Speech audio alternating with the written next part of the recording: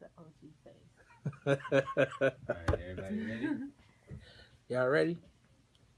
Phones off.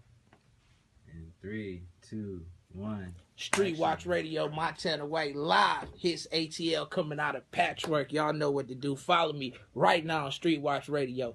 In the building today. Today I'm gonna say we got a legend. He a celebrity, but he also a legend. He here to talk about his book and his life story, which is also the subject of his book. In the building right now, ladies and gentlemen, Rick Freeway Ross. Talk to him, boss. Mm-hmm. What's up with you, man? You know, man. What's up, y'all? What's happening with y'all out there? We out here, you know what I'm saying, on this book tour with the Ghetto Bible. Y'all ain't got it yet. You know what I'm saying? I don't know what you waiting on. You know, the book is hot. Right. When, first of all, give the people a look. Everybody know who you are. Then it might be a little confusion, right? So give the people Everybody don't know, background check. Everybody don't know. All the hipsters know. Right. You know what I'm saying? The ones, the lames and the squares, they don't know what's They don't going know? on. No, they behind, man. They sleep. All right, so wake them up. Let them know what's going on with you. Who is Rick Ross? Man, we're going to have to be here all day. Well, take your time with it. Take your time. Since they don't know, we here to tell them. We're going to break it down. We're going to break it down so we don't stay here all day. You know, I can't be here with you all day. I like you, but I can't be here with you all day. You know what I'm saying? So we're going to break it down real short and try to make it sweet to them. I started in the drug business when I was 19 years old. I started with $125. I took that and I ran it up to $3 million a day. Sometimes, not every day, but every now and then. You know what I'm saying? $3 million a day? Yeah, $3 million a day. 7 days a week, 31 days a month. 7 days a week, you know what I'm saying? That must have been a good feeling, you know what I mean? Like warehouses full of money or something, you know what I'm saying? You know what I mean? Let's closets. Yeah. We say closets, not warehouses, but closets. Okay, it was bigger than the shoebox. It was bigger than the shoe. We overran the shoebox real quick. Okay, now let's go to. I used to have the shoebox safe though. Okay. I used to have the shoebox safe like everybody else. That was lawyer money. You know what I'm saying? The lawyer money in the shoebox. You always need that. Now, when you say you ran up to $3 million a day, right? I wanna start at pressure points. Like, when did you get locked up? What was the date that you got locked up the first time for your enterprise? Around November 2000 2000? I mean, oh man, we back in the 80s or something. That's why they don't remember. You don't even remember. It's talking about 2000. All right, what was the date when you first got locked? 1989 November. 1989. Do the Right Thing was out. Yeah. You know what I'm saying? Yeah. A lot of crack talk, a lot of crack abuse in the neighborhood. You know what I mean? Crack was the number one thing then. It was popping big. Brothers was having money. We was driving. I wasn't, but you know, a lot of cats was driving Ferraris, Porsches, Rolls Royces. Right. Hip hop was just starting to really take root. You know what I'm saying? And prove that it wasn't a fad. You know, because everybody said at first it was going to be a fad, so it was really taking root.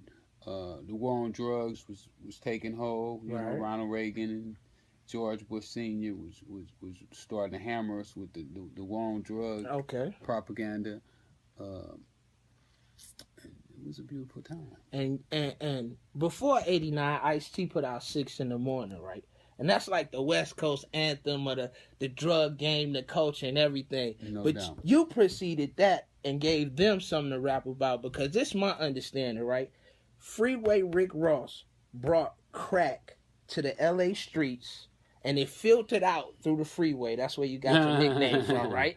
That's a rumor. Okay. Okay. Well, dispel that rumor for me. I wouldn't say that I bought crack to L.A. No, that's not the case. There was already people doing crack. Right. What I did was probably mass marketed and mass distributed. Okay. When I first started, most of the people that was doing it was smoking. Mm-hmm. You know, was drug addicts. It wasn't really no hustlers. I mean, it was people hustling it, but they wasn't really hustling. When I first started, everybody was stuck on get to an ounce and you cool. Right. I didn't want an ounce. I wanted a pound. Right. Not a brick. You needed a whole pound, huh? Yeah, I wanted a pound. Yeah. And then when I got to the pound, I wanted a kilo. Right. Well, I went to 10 pounds before I went to the kilo, you know, but my mind was all about elevating.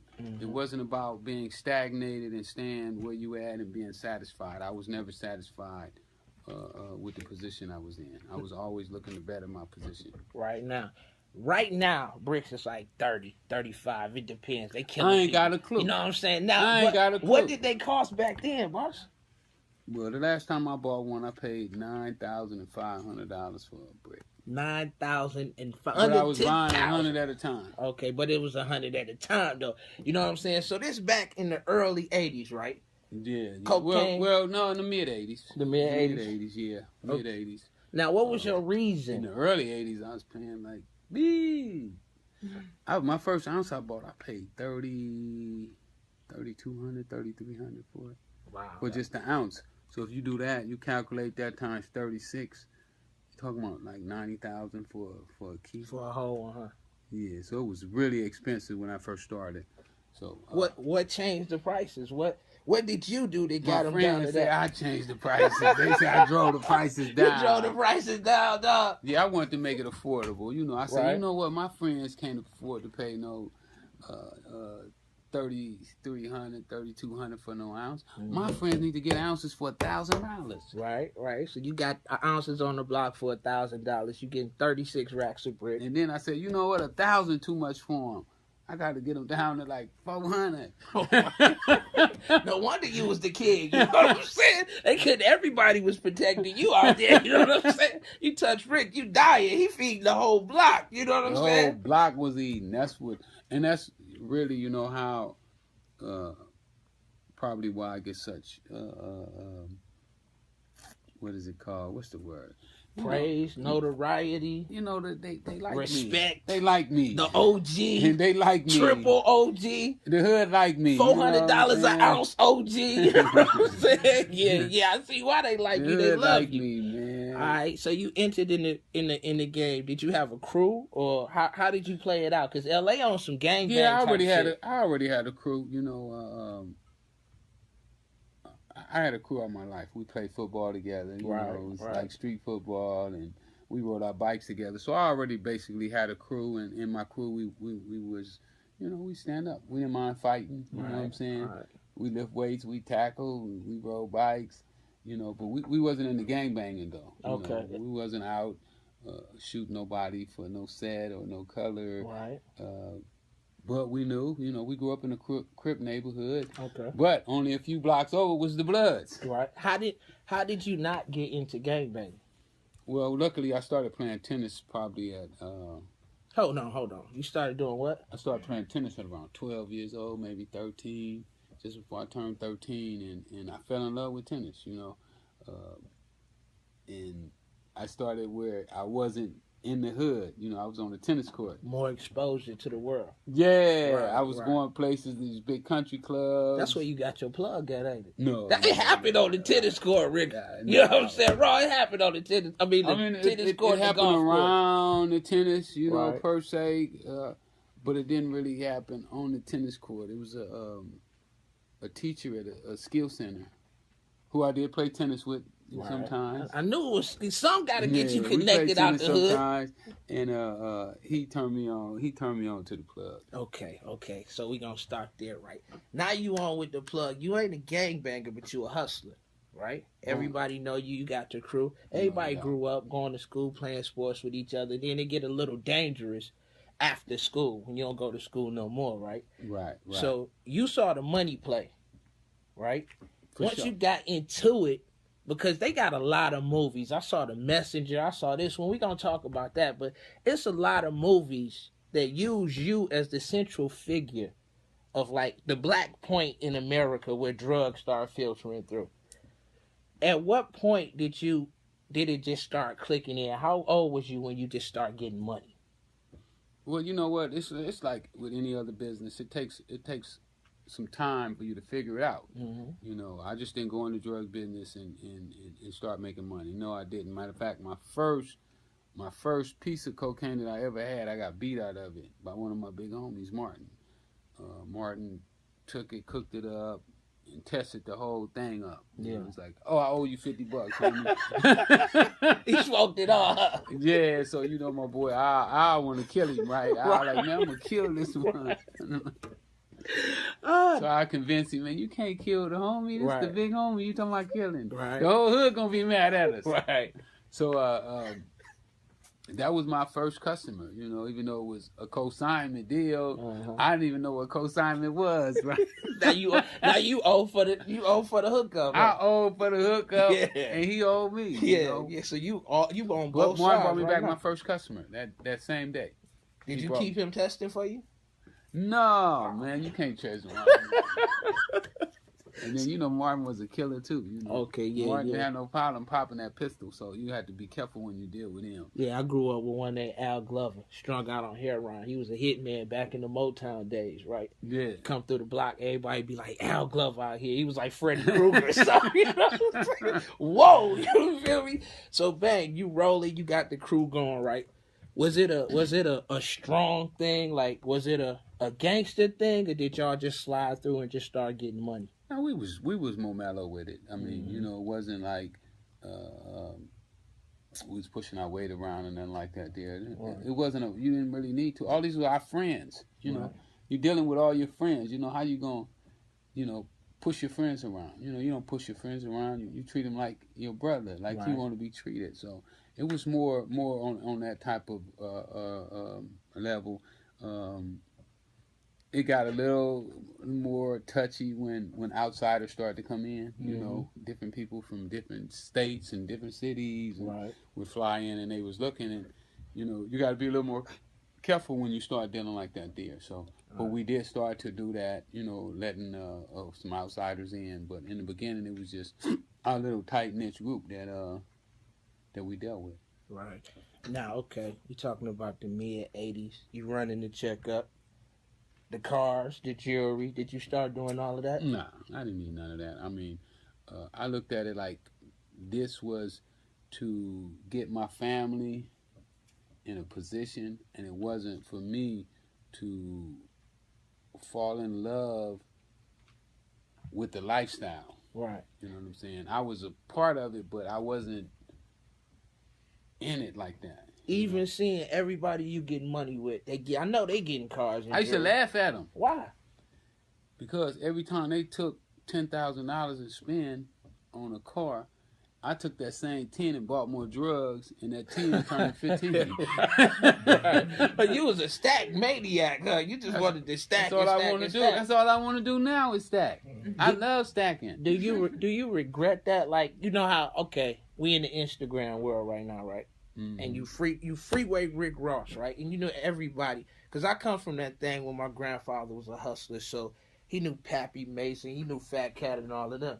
And back then, like the 80s on the East Coast, all of the ones that was up, they was jewelry down, they was Jerry curls, they was Fila suits, you know what I mean? So now, when they look back, they got all these pictures that say, back then I was getting to the money. Do you look and say, damn, man, I should have like had some pictures and shit? Nah. Yeah. I mean, when I was in jail, you know, you say, I wish I had some pictures and some stuff, and then, you know, I was like, I ain't never really enjoyed life. You know, I never enjoyed the money, the cars. You know, I done rode in a couple of them dudes' cars. You know, you riding one of them Ferraris with the seats. They're like wow, and you the boss. And then, but then, you know, it was like when we go to court. Yeah. The police got them same pictures. Yeah. Of the Ferrari. They didn't have the pictures of me. Right. Well, and on those grounds, it probably saved me a little time. How much time did you do all together? I did 20 years and 3 months, but I could have did a lot more time. Right. But they didn't have the evidence. Right. Okay. They ain't had nothing. They didn't have all that evidence, you know, where they can come in and say, oh, look what kind of car he drove. This is where he lived. Because I stayed in the hood. I saw a documentary of you, right? I still stayed in the hood. Walking down the street or something. You know what I mean? I love the hood, right? Because I wasn't afraid of the hood. Right. You know, I respect it, but at the same time, I wasn't afraid of it. And they use all that as evidence. You know, when you go to federal court, they don't have to come in with hard evidence. No, it's speculation, right? They draw a picture. Mm-hmm. And what they tell the jury is that this picture is not going to be complete. Until what?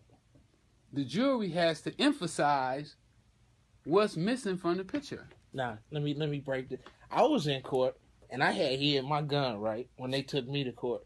And when I hid it and they found it, I had wiped it off, and I was daring them to fingerprint it.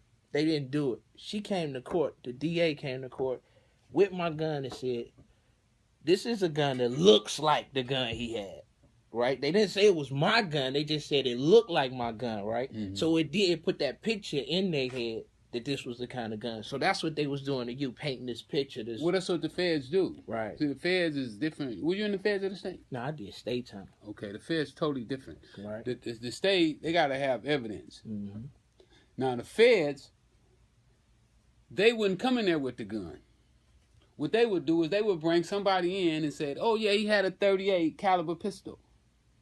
And that's it. They just need a body. And then they would say, well, what happened to the pistol? And then they say, well, the jury, you can emphasize that he may have threw the pistol away. That he may have gotten rid of it. So leading the jury on, and they well, not really leading them, but this is how the evidence works. Right.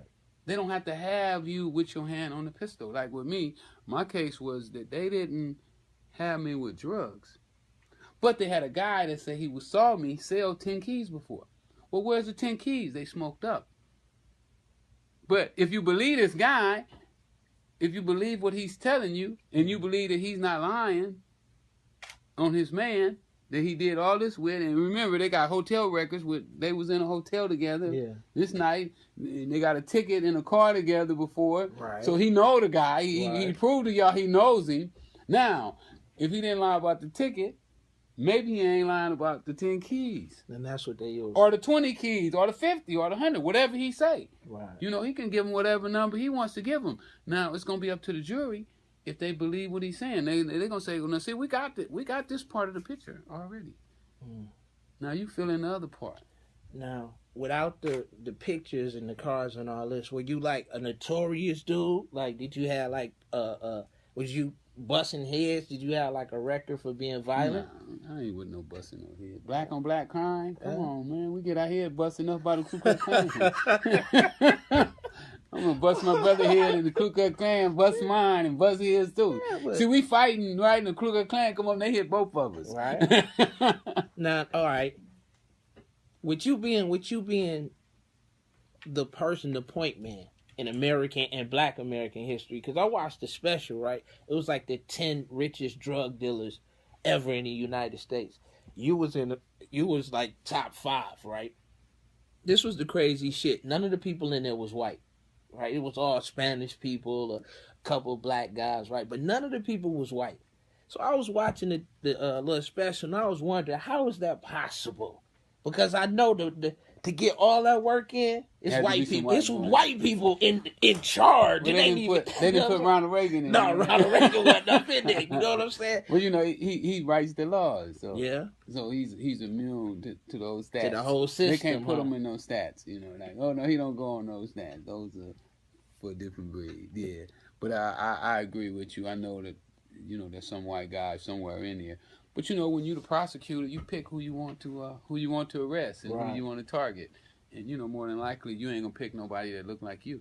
Yeah, that's true. Or who paying you. You know what I'm saying? Now, we're gonna zap a little ahead to your point of incarceration, because the story after that is Rick Ross is the guy who brought the drugs in and just flooded the black community, right?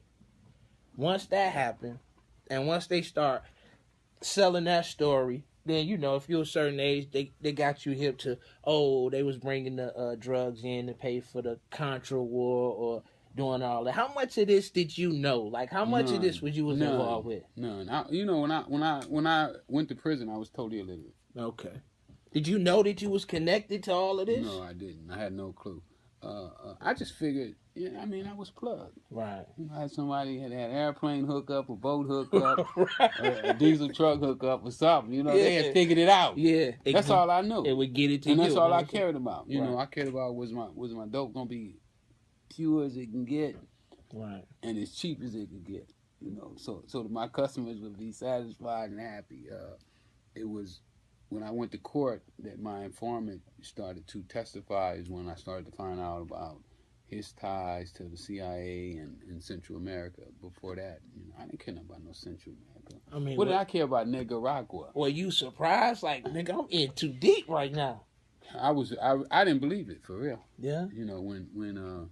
When Gary Webb first published his article, Dark Alliance, and I read it in the newspaper. They sent me a copy that same day it came out because I was, the featured character in the story. So I was like, yeah, right, CIA.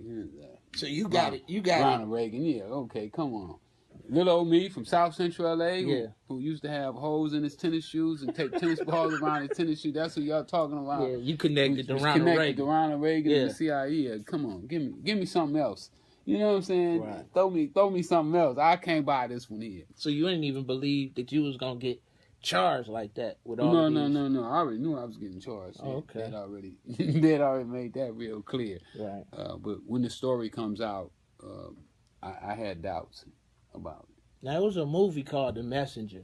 Kill the Messenger. Kill the Messenger, right? Well, that's about Gary Webb. Yeah. That's the guy who published the story. Right. Who came down to my cell and he didn't tell me about the CIA. He just was saying, man, this is way bigger than what it looks like. You're going to be surprised. Mm-hmm. Now, he didn't believe that my informant had to testify against me, right, who was my old supplier, to make that picture what it was. Remember the picture I told you? Mm-hmm. Now, he was that missing piece out of the picture, and he had to fill that picture in. Right. So Gary didn't think that they were going to put him on the witness stand. And if they don't put him on the witness stand, I walk. Right. His testimony is the only testimony that they got, because none of the cops knew anything about me. Cops had never seen me before, hadn't talked to me or nothing, so they needed his testimony in order to convict me. And Gary was saying, because Gary already knew that he was tied to the CIA, so Gary was saying, they're not going to expose the CIA just to convict you. Dog, this operation is too big. How are you alive right now with all of this? Like, do you think about that? No, I don't think about it. Yeah? No. Because, I watched the movie, and not only that, when you came home, your whole story, right? Because it's epic, It's like something we grow up with. You are that guy. It's a movie. It's a movie. Yeah, it's a real movie. It's a real movie. And that's why they keep making bits movies and pieces out of it and making movies. But Hollywood don't want the people to have the real thing. They want us to stay in the blind. They want black people to be in the blind and not deal with the real. Right. See, they would rather for them and us to deal with fake. Because if you're dealing with fake, you can't be real. Yeah, that's the truth. How can it be real if it's fake? That's if the you truth. start with fake, you can never get to the real. You can never get to the real. You can never get to the real. So that's what they do with us. They never give us the real because they want to keep us in the fake. Because Tom Cruise got a movie coming out, right? Yeah. You know about that? I saw the commercial the other day. Somebody showed it to me. I thought about you. Like, do they ever come to you? They like, never come to me. Never. Never? Never. I mean, thinking like this. He got the real story. Do they ever? Did Hollywood John cut you a Singleton check? just did the one Snowfall. Hey man, me and John Singleton got into it about Snowfall too. Did you? Yeah, me and John Singleton got into it about Snowfall. Me and him gonna get into it too. Yeah, because I felt like here go another story, because the promo was like black people invented crack. That's how it was coming on. I'm like, if you selling this over again without the truth, then you wrong. We got, my work, I'm gonna keep it real and all of that. I never watched it because when it came on instantly with like stereotypes. Dude, the girl beat up the girl outside. It just was all stereotypical as soon as it came on. But I was wondering, do they go to Ross and ask him about any of these things? Nothing. John's people called me after the commercial started airing. Yeah. And we figured he called because his Instagram and his Twitter went crazy. Yeah. This Rick Ross story. Yeah. It's Rick Ross story. That's how they built. I thought it was gonna be about you. Everybody did. So I know what happened is that they Twitter and their Facebook and everything went up and they said, you know what, we better holler at Rick. Right. So they started talking to me about me coming on as a consultant.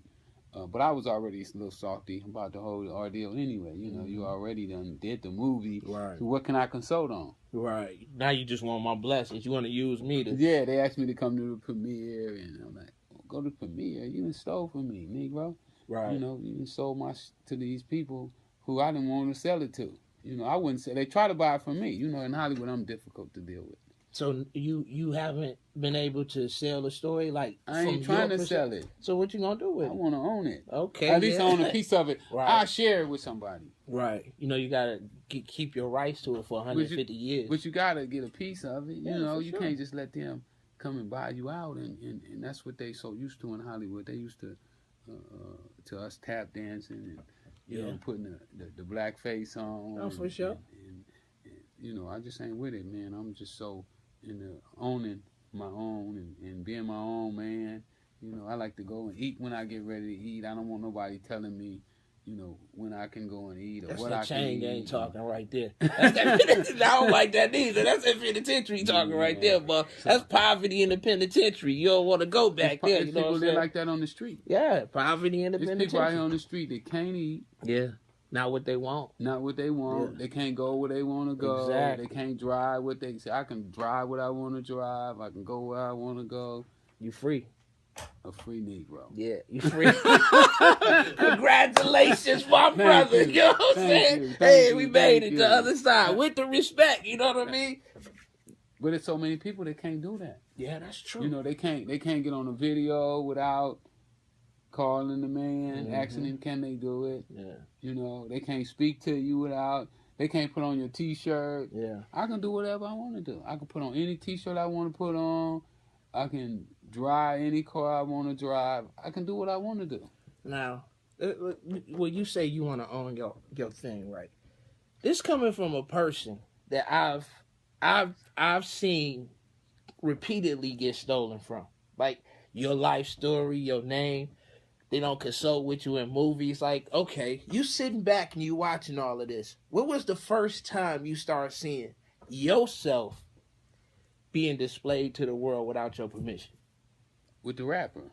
With the rapper? With Rick Ross? Well, no. I guess Freeway was the first one. Okay, yeah, because Freeway came out before Rick Ross. Yeah, I guess Freeway was the first one that did it. Yeah. Other than the newspapers, newspapers was printing articles without your permission, but they're gonna do that anyway. Right. But I guess Freeway was the first one, and then the rapper, who stole my name, William Roberts. I think that's what they call him. Yeah, real. I think that's what his mama named him. Now look, I'm gonna keep it 1,000, right? Ross, my dog. Is he your dog? Dog. I got into it with my girlfriend one time, right? Went out to his house, me and Big and Rankin.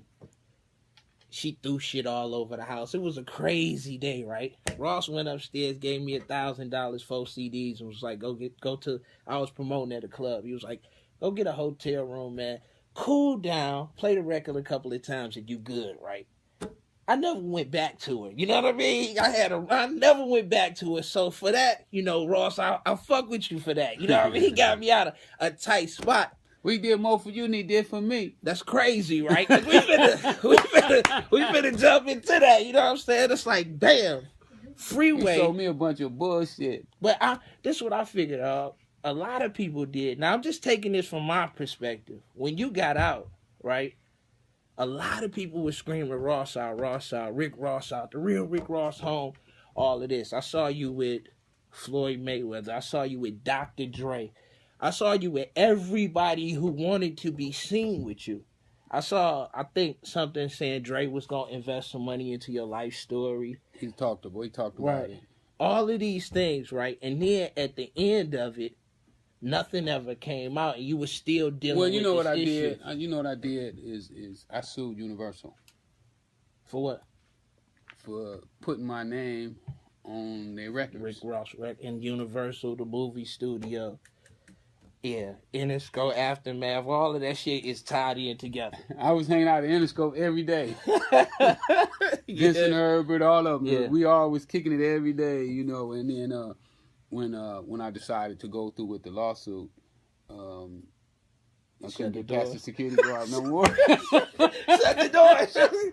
Island, Interscope, this shit close to you right here. You off the team, buddy. You're going against the big dog. Yeah, right. So and I don't mind. I like taking down big dogs. Right. If you don't take down the big dog, you ain't took down nobody. That's you true. take down somebody lower than you.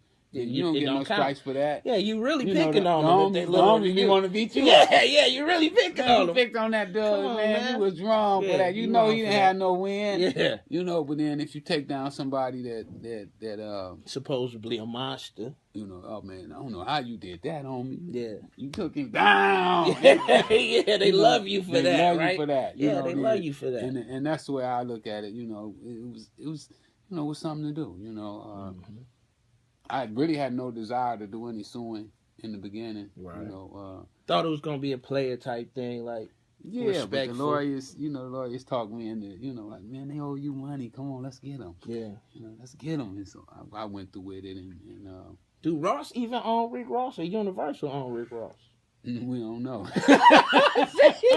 They didn't turn that part of the evidence over. We don't even know if Ross really owned Rick Ross. Yeah, we don't know. We don't know, man. If they turn that, they didn't turn that over. A lot of stuff they didn't turn over to us. You know, we was doing discovery when the judge made her ruling. Statute of limitations, it ran out on me. I should have filed before I got out of prison. Yeah. The things you don't know will hurt you, huh? Yeah. But I ain't tripping, though. You know, it was a good time. I enjoyed going to court, you know. What? I enjoyed going on the other side. I had never been in a courtroom on the other side. Where you could win, huh? No. Where I could walk through the door. Oh, okay. Yeah, right. Me neither. I always went in handcuffs. Yeah, through the back door. Yeah, so this time I was walking in the door, you know, through the door without handcuffs on. So it was definitely a different experience, man. I got to sit in the courtroom and sit with the lawyer and talk to the lawyer. Yeah. And it was just a different experience, and I had fun doing it, you know. If Ross called you right now, would you take his call? Yeah, I'd take his call. Yeah. You know, I told him before we ought to work together, and he went on the Breakfast Club and called me snitches, and he didn't tell him that when I told on the cops, when I got the cops indicted, that 150 guys got out of prison. Yeah, he didn't put that part in there. Right. You know, that these cops were going around L.A. Stealing from us, robbing us, planting drugs on us, lying on search warrants. Everyday police work. Yeah, I mean, that's what they supposed to do. Yeah, I mean, cops and robbers, they playing the game. They put thugs in there. Yeah. So I didn't go for it. What I did is I hired a private investigator to investigate the cops. And then when they indicted me, I turned the evidence over on the cops. When they turned the evidence over on me to the feds, I turned my evidence over to them, and they got indicted. Same thing that happened in American Gangster, the movie. You know what I mean? He rolled on the cops. They dirty cops. You know what I'm saying? All right, so, I mean, that's not snitching. No. Snitching is me and you go bust something down. You get caught and tell on me. Your homeboy don't know what snitching. He don't know what I'm saying? He don't know what snitching is. You can't snitch on the police. They the enemy when you out there like that. You know what I'm saying? So nah, we ain't gonna go for that. We gonna clear that up right now. That ain't snitching. If you do something with your man and y'all get caught, right? No, if you get caught and your man get away. Yeah, if I get caught and he get away and I tell on him, that's snitching. If I tell on a dirty cop who been shaking down the block the whole time, that ain't snitching. And that he planted drugs on you. Yeah. If he planted drugs on you, you can go to court and tell the police or the court that you didn't have no drugs. I didn't have no drugs that day. I was clean that day. Now, I sell drugs all the time, but that day I didn't have no drugs. Yeah, real talk, right? You know, I took the lie detector and everything. Like, they said, well, Mr. Ross, every time we mention cocaine, you alert. But that particular day, it looked like you didn't have none. I said, because I didn't have no drugs that day, young. Yeah, and that was the day they caught you. That was the day that they say I had. They didn't catch me. They just say I had drugs because I got away from them. Where was you at when they arrested you? Or did you turn yourself in? I turned myself in. Oh, you was balling. Only ballers get to turn themselves in.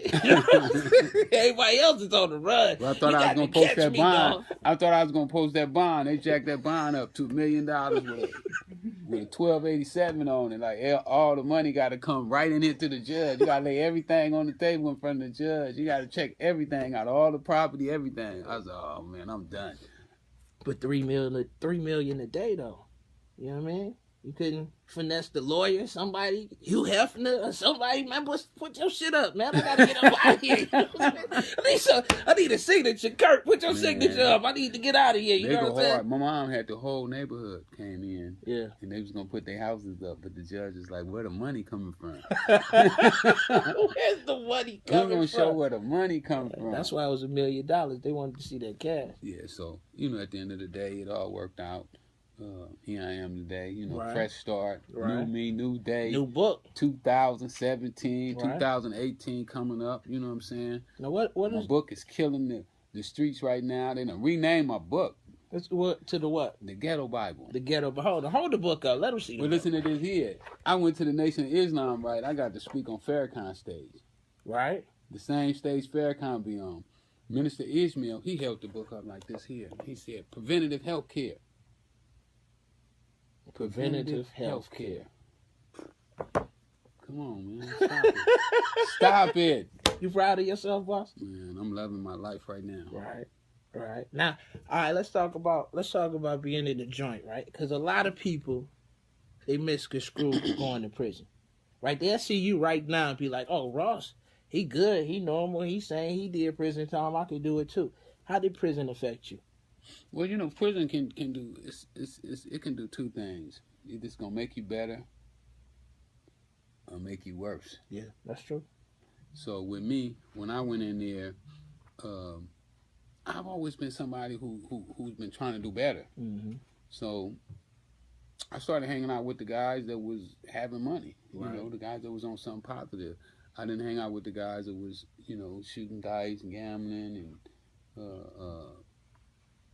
Hold on, let me clarify that. In prison, right, it's different people. You got the gamblers, the robbers, you got the dudes who work in the kitchen. It's just the like the laundry. street. It's just like the streets. And it's a group of people in the penitentiary. except without women. Yeah, without women. But it's men in there, it's real men. Every man that go to prison don't indulge in other things. You know, a man is a man. You feel what I'm saying? But Yeah, you already was that way when you got there. you was that, you just needed an excuse to do it. You know what I mean? You just needed a little pressure and you was with it. You know what I mean? But that's on them. You know what I mean? In the joint is people in there, smart guys, right?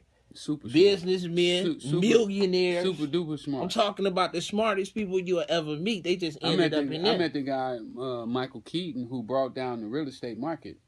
Me and him was in the holding tank together the first day they brought him in to the building, and he was trembling. And I told him, man, you can come to the floor. Yeah, I got you. I got you. That's right. He was like this here. That's right. He ready to fold. He was all over the news, right?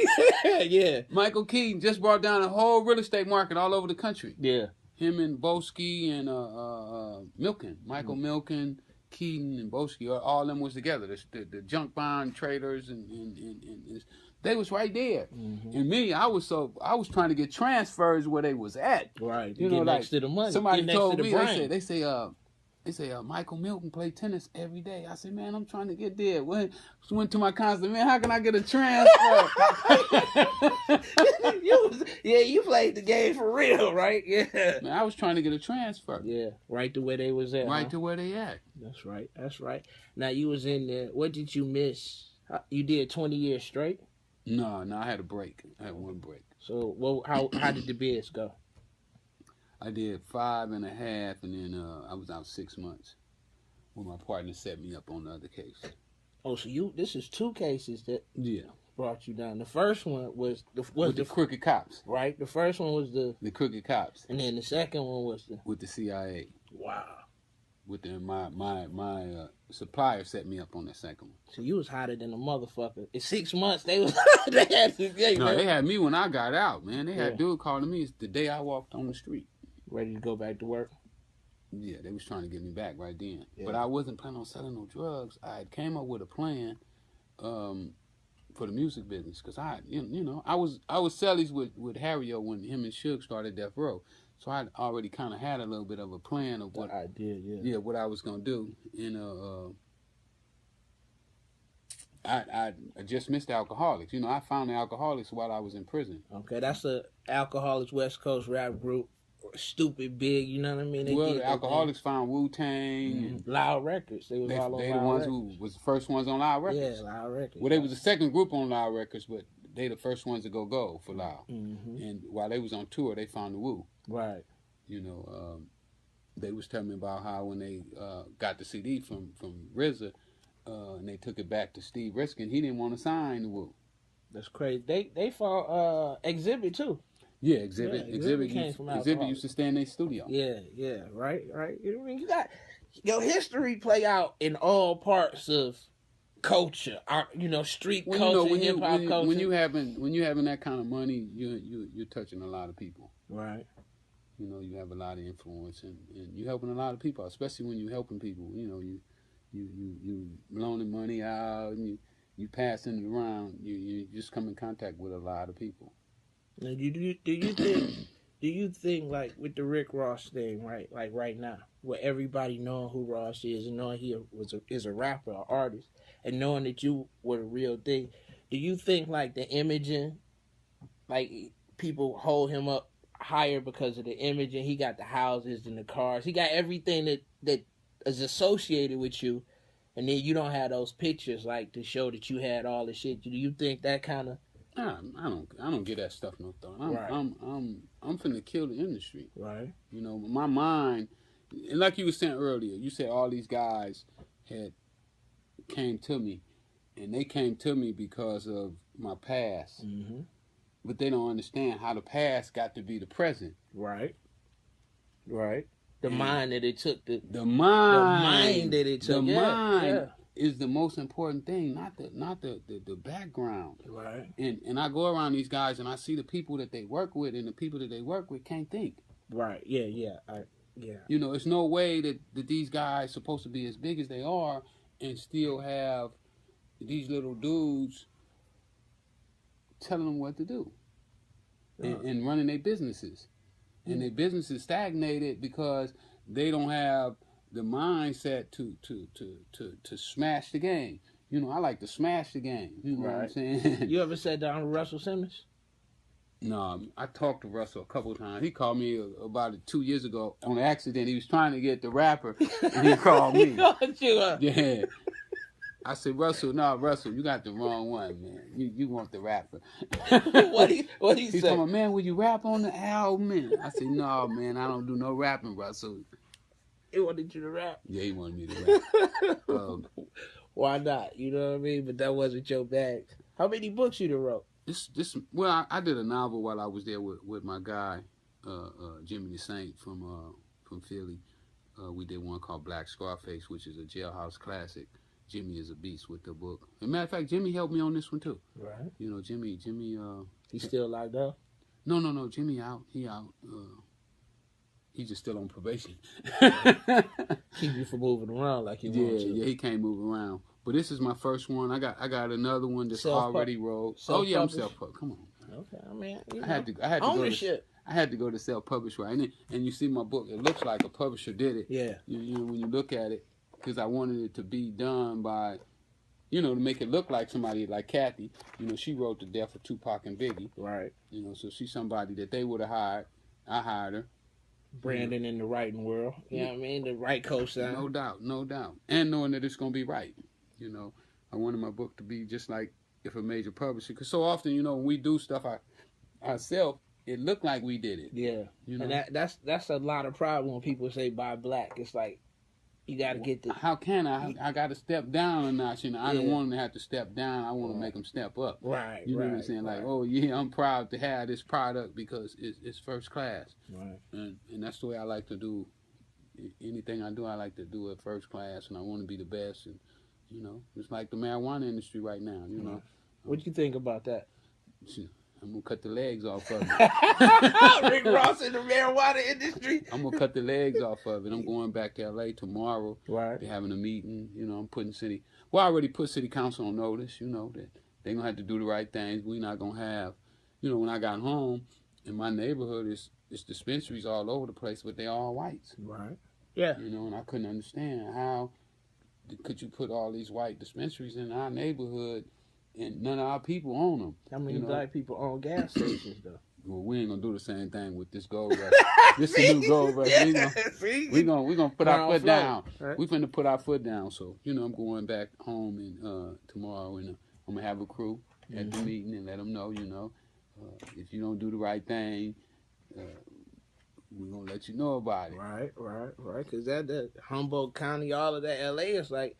I go out there, I couldn't believe it. I went in the dispensary. It was like going into a doctor's office or something. You know what I mean? It was a candy store. Yeah, it was the most amazing thing I ever seen from buying weed. on the corner or in the alley to actually going there somewhere. They got a reception at the desk. You get a receipt. Yeah, show the card. I'm like, what is this? I just watched people walking in and out. Trap was bumping. And I was like, wow, you know what I mean? People went to jail for selling weed, dog, and they just right here just handing it out. Us went to jail. Us went to jail. Yeah, for sure.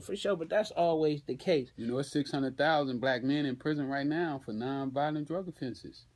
And now they're going to make it legal, but we don't get no license. In L.A., they gave out 180 licenses and only 2 went to blacks. Can you have a conviction on your jacket? They debating that right now. That's going to be the hard thing right there. Like, they might cancel out, like, almost a whole generation. Well, I got a few people who don't have no conviction. Right. Okay, well, you got to keep you got the squares in the pocket. You know we got a couple of them. You know what I'm saying? I got a couple of my brothers ain't never been convicted. So. Right. Now, this book tour, man, you know, what are you looking forward to the most about getting out here promoting your book? Well, my goal now is just to do 100,000 copies. You know, I made a bet with the 4 most powerful guys in Hollywood.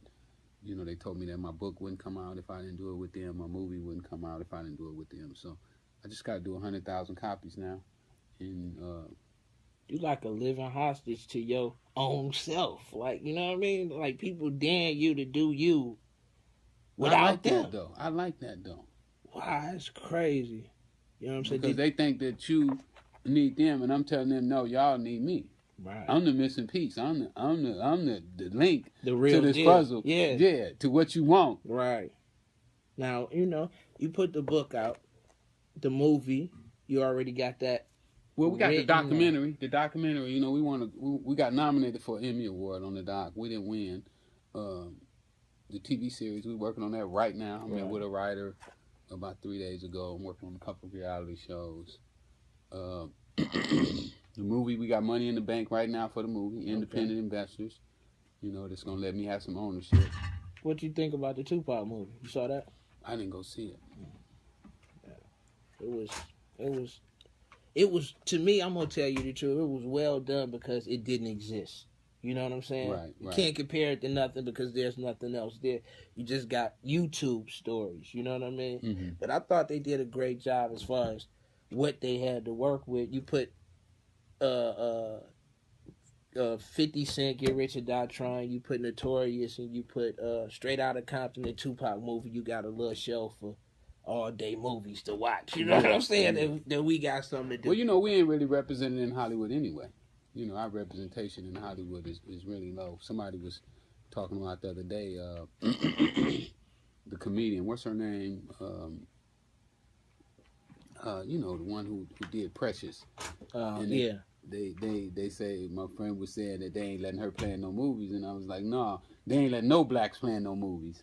You know what I'm saying? You know, Denzel and Will Smith get the most roles, and them about the only 2. Everybody else is out of work. Yeah, and they pushing their 50s. It's like, we got to get some fresh people. But this the thing I wonder, like, even with the NFL, right?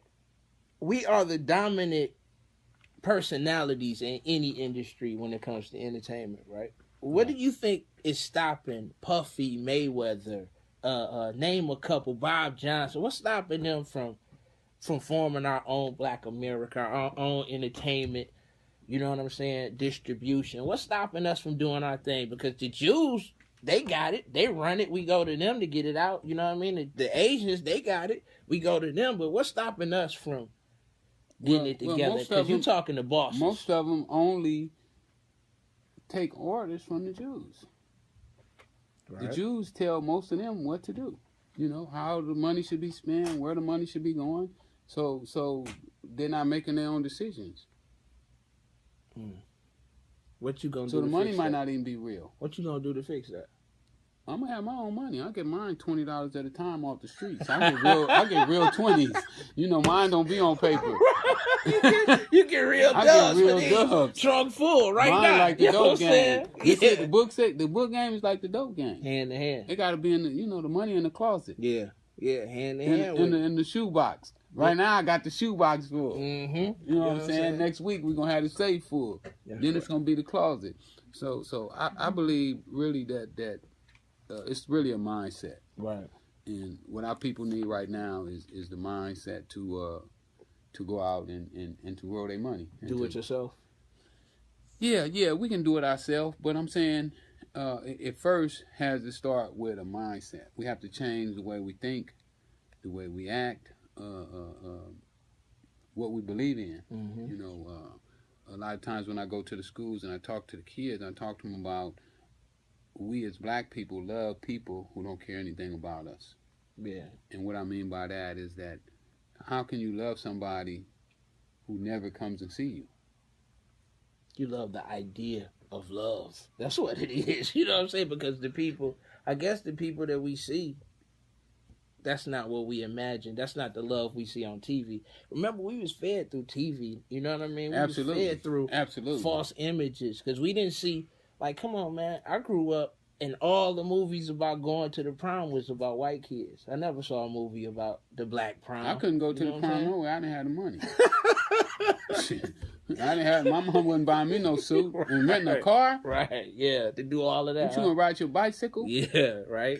I didn't even think about going no prom. Different. It wasn't even a thing that I thought about. What you think about now? Just making it better for my family and my friends. Yeah. That's all I want to do. Just make it better. And as it spread out, you know, first it starts from your immediate family, and then it just then it goes to your friends, and then it goes to their friends, and it just keeps growing. Now, right now, Rick Ross is, if he walked away right now, people will say, well, Rick Ross is the guy who introduced drugs to the black community, to destroy the black community, and get all into that. How do you want to be remembered?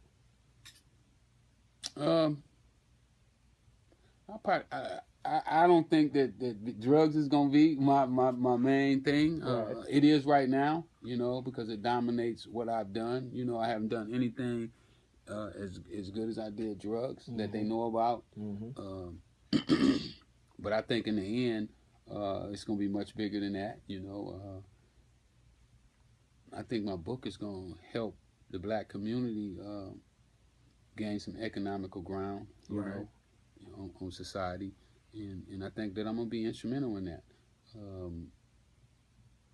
Hopefully my legacy don't end right now, you know, because if it did, they probably would say that, but now, I don't know then, because my book would live on. You know, this book lives forever. Right. That's the truth. That's a fact. If something happened, you know, the book probably would sell 1 million copies. You know, you always worth more when you did. Yeah, so, right. That's true. And then I got the other one I already wrote too, you know, Riding with Rick. So they're going to get to see how when I went and met those 4 white guys that I told you about to run Hollywood, you know, the bosses of all the guys that we see on TV. Right. My guy said, man, it was funny how those guys treat you when they treat everybody else and how you treated them. So they're going to get to see that in the next book and me talk about it. That's right, man. Go ahead and let everybody know how to find you, how to get the book, websites. You can get the book at freewayrickyross.com. You can follow me on Twitter, Instagram at freewayrricky. Make sure you go get this book. I wrote this book for you. It's going to change your financial situation if you take it and study it, analyze it, break it down, try to figure your boy out, figure out what he was thinking, what he was on. Was he on some BS or was he on some real deal? You know what I mean? I'm going to tell him, like, you gotta be for real if you got that in your hand, man, and you done travel so far to keep putting the message out and to change the message. Because, dog, if we keep feeding garbage without conscience, you right, we just gonna wake up every day with more lost people. No you know doubt, what I mean? No doubt. Garbage in, garbage out. Garbage in, garbage out, dog. You know what I mean? So you gotta put some heart and soul into the message. Especially when the streets listening to it, because the streets understand when it's fake, when it's a cap. You know, when you trying to hustle the streets. You know what I mean? Anything you got to say to anybody? You know what I mean? Any words you want the people to live by? No, we just want to let everybody know you are what you think you are. You know what I'm saying? If you think you can't, you can. If you think you can, you can. Both of y'all right. It's our time. Let's make it happen, man. All we got to do is pick ourselves up. Let's get it. In a million years, sitting right here, Freeway Ricky Ross, the boss, you know what I mean? The urban legend, you know what I'm saying? Hey, man, I thank you. You know what I mean? No doubt. I thank you, dog, you know, because it's a lot of things that it's more things I want to say. Oh yeah, it's so much for the artists out there too, man. I'm finna do an artist search. So if you're an artist out there, I don't care if you do country, western, rap, hip hop, R&B, gospel, holler at me because I need you. It's Rick Ross Records. I don't know what I'm gonna name the label. You know what I'm saying? I don't go by their rules, man. I go by my own rules, man. Be in court again. But I got my man working with me right now. You know what I'm saying? Full time, Grammy winner. You know what I'm saying? Brian Kennedy, me and him hooked up. So we finna make some artists is finna be big. Some artists finna be big. Yeah, I heard it. I don't know who it is. I don't know what their name is. I don't know if it's female, male. But it's gonna happen. Purple, green, orange. Yeah. Somebody though finna be big. My man already got the albums and music done already for you. We just looking for you right now. He got the albums for female, male. He already got them already done. Platinum stuff. Well, you know what to do. I do music contests right here at Patchwork. Y'all want to get on, we'll pass it along to the boss. You know what I mean? The legendary Rick Ross in the building. On Montana White, Streetwatch Radio, y'all know how to find me. Come to the strip club. I'm there. You know what I'm saying? You feel me? At the strip club.